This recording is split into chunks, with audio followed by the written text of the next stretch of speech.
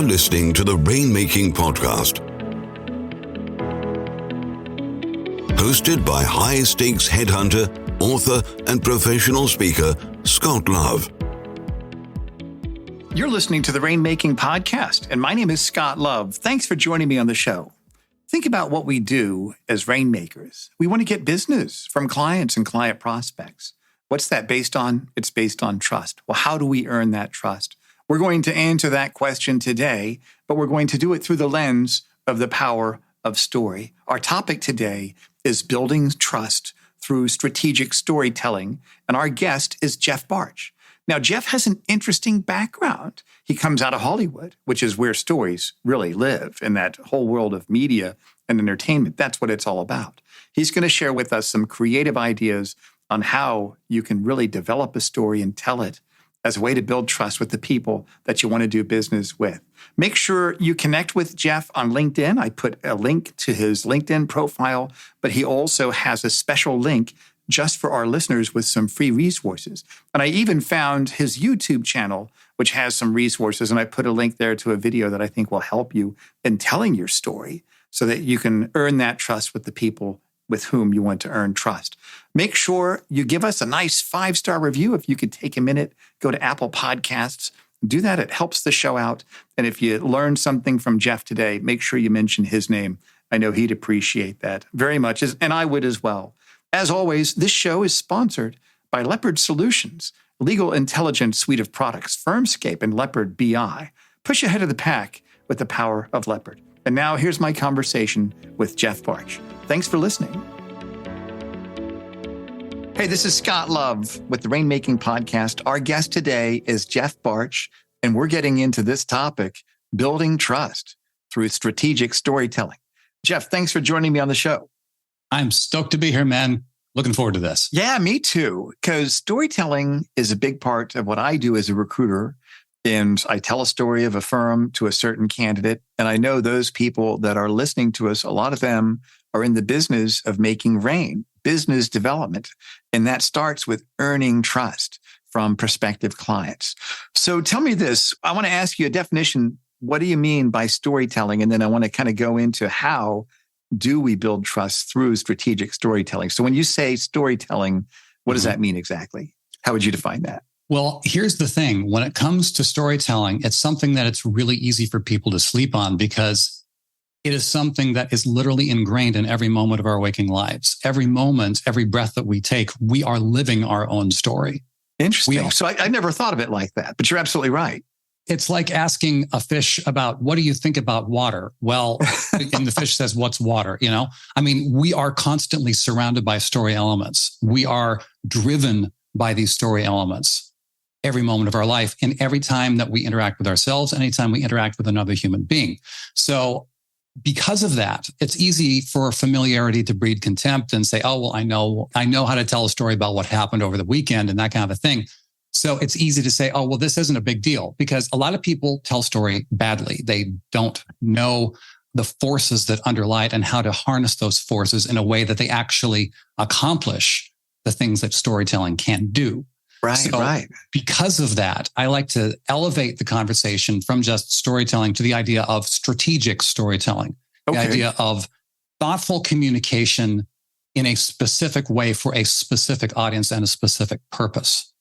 So when you say one of the core elements to begin with is the idea of what a story actually is. The idea of a story is where a character wants something, overcomes obstacles to get it, and experiences transformation as a result. Yeah, the hero's journey, right? Joseph Campbell, Power of Myth, right? Well, that is definitely an outspring of that. What people end up seeing is I spent 20 years in Hollywood shaping content for television and cable networks. And so everyone in Hollywood likes to think that everyone wants to be them, which is when you actually get outside Hollywood, that is not the truth. People want their own version of their own lives.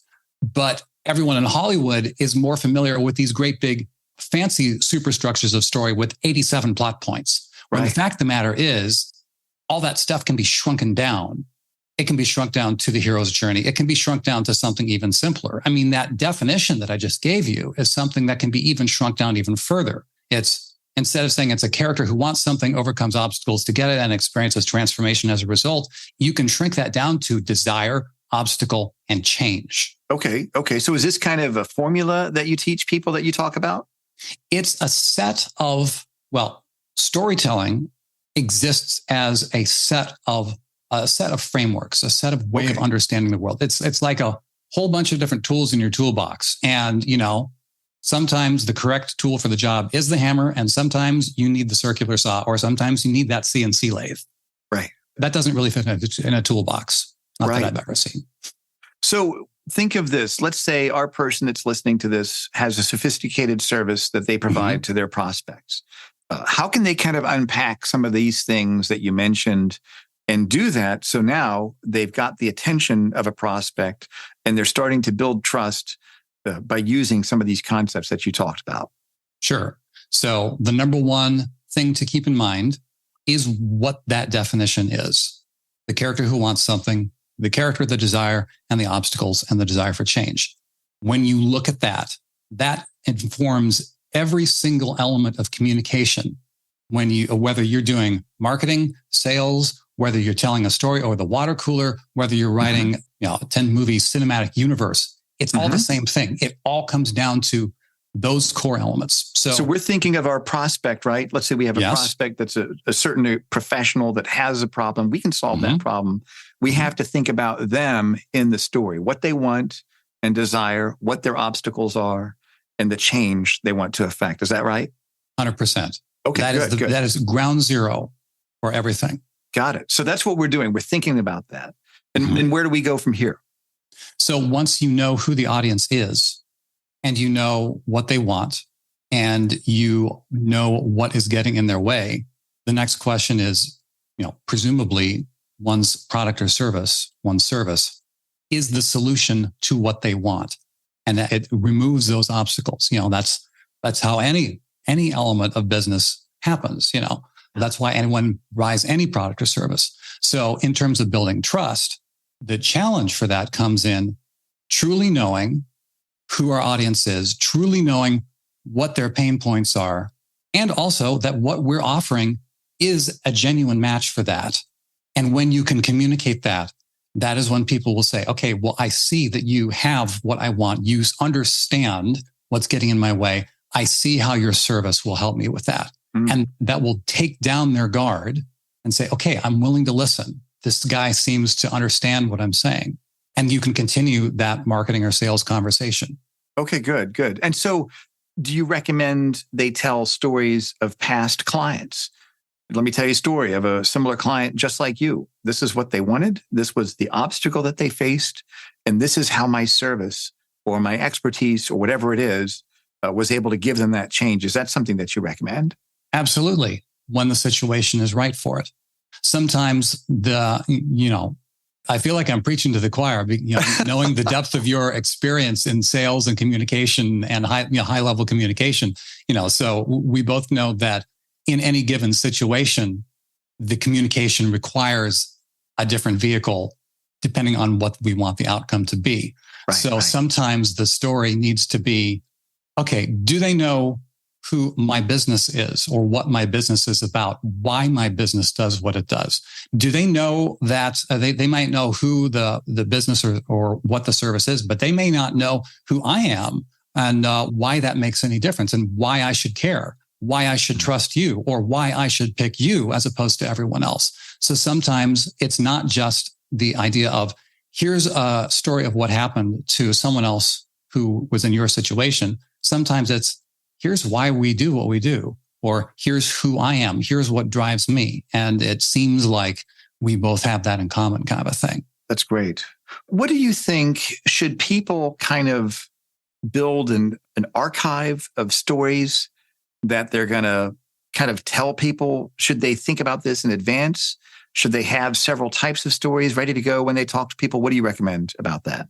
Depending on, as you can see, it's a lot of it ends up being truly knowing the situation and knowing what the situation requires. The good news is you don't have to have an entire library full of dozens and certainly not hundreds of stories at your instant disposal. But for instance, one of the clients I'm working with is an executive level consultant and working on building a presentation about his core service that he offers to people in his industry. And so the number one thing that we wanted to build out for him was to say, okay, how can we tell people who you are for the goal of saying, we know that you know what you're talking about and you understand what we are needing with this presentation. So it was kind of a dual purpose thing there. And so we only had to build out that one core story and you end up coming back to it at the end. And it sandwiches the information in the middle, which people still need to get. Everyone needs to get that information. But because you sandwich it within that human frame that says, I know who you are, and now you get to know a bit more about me and where I came from. It's the one story specifically crafted that makes that happen, that really makes it stand out. That's great. What do you think are some of the pitfalls when people are thinking about using story as a way to build trust, understanding the arc, the desire, obstacle, the change that people want? What have you seen are some of the pitfalls that they need to avoid or watch out for, things that can keep them from being effective in doing this? Sure. I would say the number one challenge or the number one pitfall is people telling the story for the wrong reason and not having it apply directly to the purpose. You know, for instance, I heard a podcast episode on another show a while back, and the host was saying, this is an amazing thing that happened with one of my clients. And this was their problem. And this is what happened. And this is how we fixed their problem. And isn't that just so amazing how that happened? And I'm listening to it as an audience member. And I'm going, I want to like this guy. And yet this story came off as really self-serving because he didn't really connect it to the point of the conversation at the time. Right. And so it's really easy to say, just because you have a story doesn't mean that it's automatically going to set the world on fire. I mean, even the most professional, practiced storytellers on the face of the planet make terrible movies and terrible TV shows all the time. No one bats 1,000 with this stuff. Yeah. So it really does often come down to you need to have a very direct connection to what the lesson is of the story that you're telling and connecting that very clearly and directly to the purpose at hand. That's great. That reminds me of something I learned at a conference I went to. I'm a member of National Speakers Association because sometimes I'll speak outside of the legal industry or I'll speak within legal as a way to build my brand and all that. And I went to their conference. This is the July when COVID ended and restarted. I think it was 2021. And one of the speakers there talked about social media. Anytime you make a post, don't make a post and tell them about what you're doing and what you're all that. Start with the question. Have you ever had a chance to do something where you didn't feel like you were qualified? Or something like that. Start with that and you bring people in. And so that's something I've done whenever for example, I'm an artist and I posted on LinkedIn. Have you ever had a goal that you've been sitting on for a long time and you finally took action? I signed a lease to work in an art studio Friday afternoons, and I posted pictures of my art. Yeah. And so just making it draw other people in, that kind of aligns with what you're talking about. So I think that's a really good lesson. So I think that even when people just make a post on LinkedIn or something like that, draw your prospect in. What problem are they looking for? Or what problem do they have that they can solve when you post? Instead of just, here's a selfie with another photo of me. Here's me looking amazing with my fabulous life. Don't you wish you were me? That's right. By the way, do business with me. And people say, So tell me then, what you did in Hollywood, that's really interesting. What's the one thing you learned the most from that experience that you think applies to storytelling? It's when people look me up online, they usually find, Jeff Bartsch built his career in Hollywood, 20 years in LA, working for all the television networks and all that stuff. And they think, well, you learned about human connection and storytelling in Hollywood. And I did learn a lot about that. But the fact of the matter is, it really started almost 40 years earlier when I started learning about how to play the piano. Because I actually started playing piano when I was 4 years old. I started classical piano training. And the first 20 years of my life, I became known as Jeff, the piano guy. And it was one of those things where everyone, that was a big part of my own ego. And I was all full of myself. And I thought I was amazing because everyone told me that. And I loved classical music. I loved Bach and Mozart because they were super clean and technical. You could play exactly what was on the page. And everyone says, oh, Jeff, you're amazing. Until there's a day, a lot of the playing that I was doing happened on Sunday mornings in church. And one of the older church musicians came up to me and said, Jeff, it's all well and good to play the notes on the page, but when you get older, you need to learn to play from your soul. Wow. So I was in elementary school. So I was 10 or 11 years old. I was all about what was up in my head. I was doing the best I could, playing with the notes on the page. And I thought that was all that there was. And so I thought this lady was full of it. I thought that was the stupidest thing I'd ever heard. And I ignored her until I started learning more about what it really takes to make music played on the piano truly come to life. And the more I learned about that, the more the people who were hearing me started to respond in a different way. Oh, and wow. Instead of just saying, oh, Jeff, you're an amazing piano player. And I'd say, yes, I am. Thanks. In a very humble, nonverbal way, but they would say things like, Jeff, that song that you picked to play this morning was the single most perfect song you could have played. It was such an encouragement to me. Wow. Oh, okay, that's cool. And then every once in a while, they would say, Jeff, the way you played this morning brought me into an encounter with God. Wow. And I thought, okay, this is way bigger than just me. Something else is beyond me is happening here.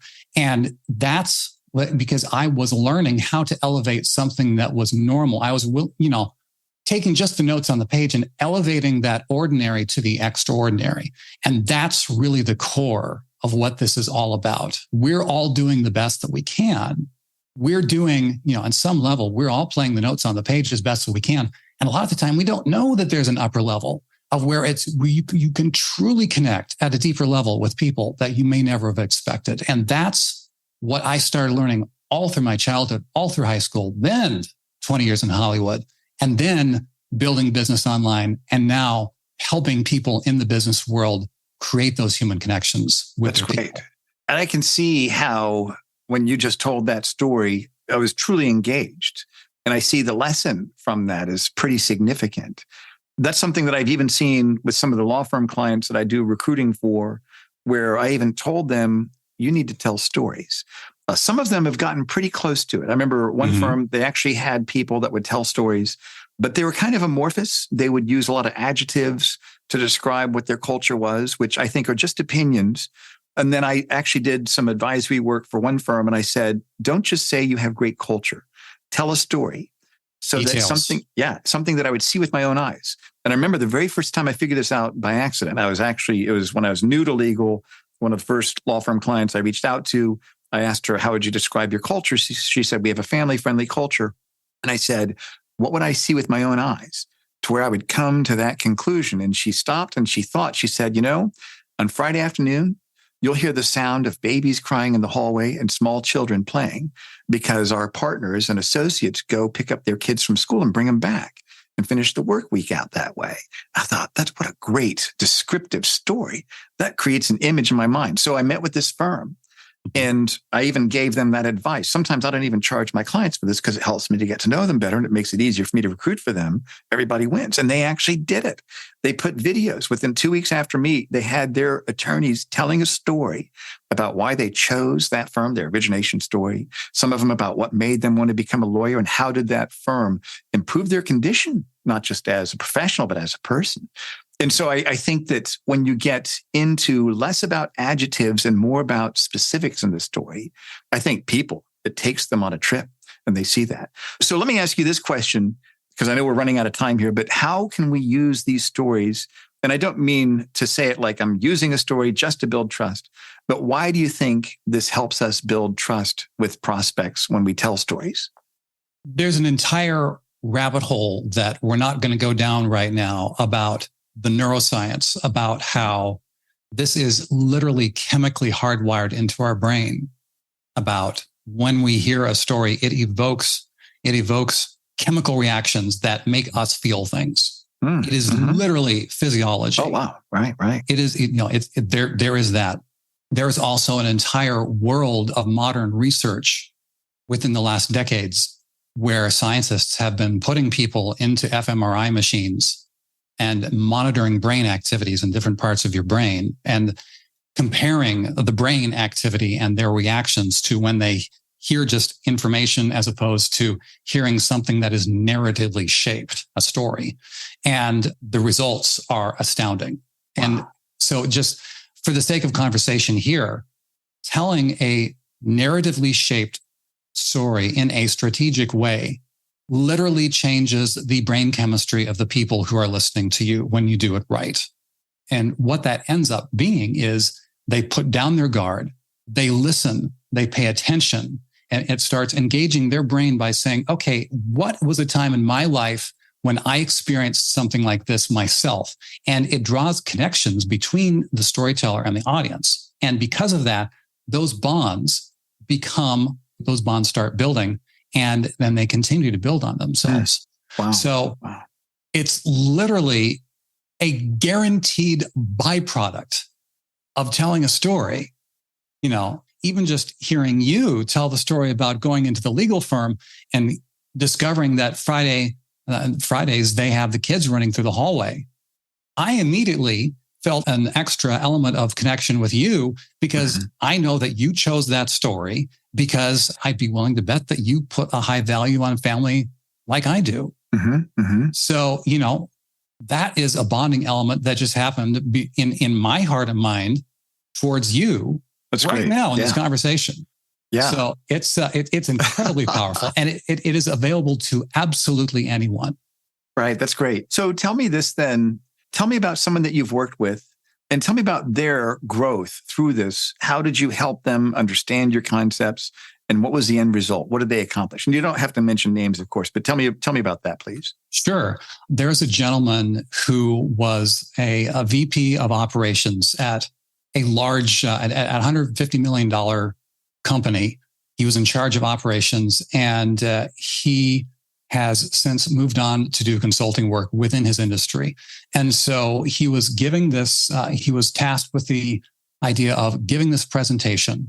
And so I talked about, okay, number one, giving this presentation that would end up being for sales and marketing purposes. But if you only just give information, it's just going to wash over people's heads. So the number one thing that we have to do is to really dig into who is listening to this, what gets in their way. And so we talked about how he got into this element, this industry. And he actually had a time when a friend of his needed some advice in a financial matter that involved a large multi-million-dollar deal that was a really big deal to this client's friend at the time. And he needed to be able to have it. He was used to having the answers, and he didn't feel like he was secure. And so that's one of those core psychological issues that we drilled in on. And we said, okay, well, how can we tell the story about how you helped your friend and tie that to, we're here to help you in your operation. And then here's exactly how we do that. And you roll out the information. And the cool thing about this, I'm so stoked about this. Well, what I'm not stoked about the fact is I recently found out that this client was diagnosed with cancer. And it was a shock. It was a shock to us, to all of us. And he wrote to me just the other day, and he said, Jeff, the stories that we have been developing have helped me see that I have a lot to offer this industry. I have a lot more work to do. I'm going to kick this cancer, and I'm going to take this, and I'm going to take these stories, and I'm going to work with this industry, and we're going to turn this industry on its head. I got a lot more work to do. And I'm going, wow, go, man. Yeah, absolutely. I mean, and these kind of things, when you're talking about things like human connection, it is not just about telling a story. This is about understanding who we are and how we show up in the world and how we connect with other people and how we can better understand ourselves and what we're put on this planet to do. It's an incredibly powerful thing. And it's such a privilege to be part of it. That's great, Jeff. I really appreciate you sharing that. And I'm glad you're on our show. And as we bring it to a close, if we could kind of synthesize this into 3 action steps people can take to get started on this, what would those be? Sure. I'd say first, the number one thing we have to address is how we view communication. It used to be that it was okay to just throw out amazing information and everyone say, well, you have great information. I'm going to work with you. I'm going to hire you, your company. I'll buy your product or service. Everyone is now overwhelmed with information. Information of any kind, anywhere, is a commodity now. And so we have to change the way we think about how we reach out to people. We have to reach out in a more human connection driven way, not just giving information. And so, as we've talked in this conversation, I mean, the idea of strategic storytelling, literally, physiologically, emotionally, psychologically brings that connection into place when you use it the right way. Right. So that's the number one. Then I'd say number two, start taking a look at what is one story, what is one moment of decision or change. Oh, it's one specific moment in your life that you've experienced where you learned something that can apply to what your clients, your prospects want. Just keep it super simple. You don't have to do an epic story, and nor should you do an epic story at the very beginning. Just one moment about when something changed for you and what you learned. Then number three, I would say rainmakers know that sometimes the best question is not, how do I do this? It's who can help me? And so if that's something that you want help with, that's what we do. Yeah, good. And so tell us about that then. Tell us what your offerings are. What is it that you have and that you offer that you'd like for our listeners to know about, Jeff? And we'll certainly put any links. We'll put your LinkedIn profile link on the show notes. So for everybody listening, go to the show notes wherever you hear this podcast and you can connect with Jeff directly.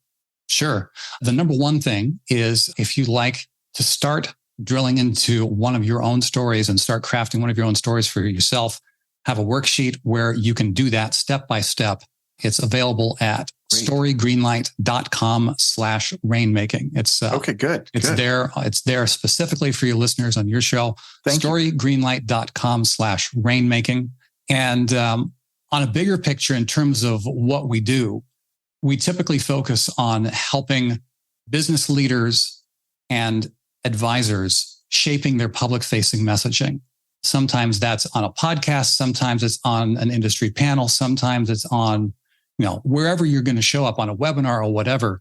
But if you're looking to engage your prospects in a way that goes beyond just information and truly connects with your target audience, that's what we help you do. Got it. That's great, Jeff.